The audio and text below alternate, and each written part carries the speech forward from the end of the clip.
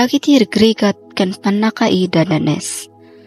Agtutkaw ni Jesus iti Bantay Olivo, iti umasdeken kuana dagiti adalan.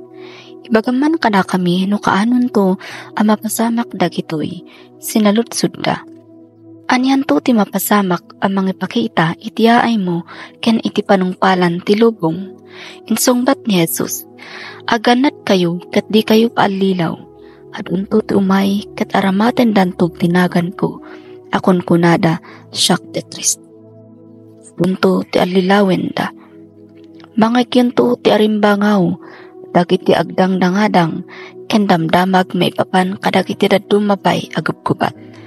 Ngem di kay agdanag, masapol ang mapasamak dagitoy, ngem di na kayat asawen adimtengen panungpalan. Ako gubat to dagiti nasyon, agririn na to dagiti pagarian.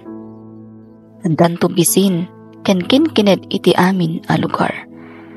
Pangirukyan laang amin dagitoy, ti panagsagaba akas iti panangrugi, ti panagsagaba ti agpasngay.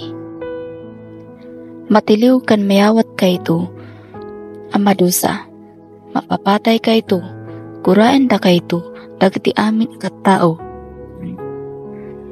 Iti dayta at tiyempo, atunto dagiti mang talikod, iti pamatida. Aglilinipot, kan agiginura danto.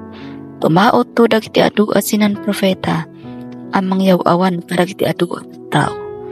Mastanto, ti panagsaknop kinadakes, ayat dagiti adu at tao, lumami isto. Ngem maizalakan to ti asinuman, amak itor agingga, iti panungpalan. May kasabanto iti entero alubong daytoy na imbag adamag. Papan iti pagarian, kas pamneknek iti sangkatawan. Nalipasan na, umayton ti panungpalan. Matthew 24 verses 3 to 14.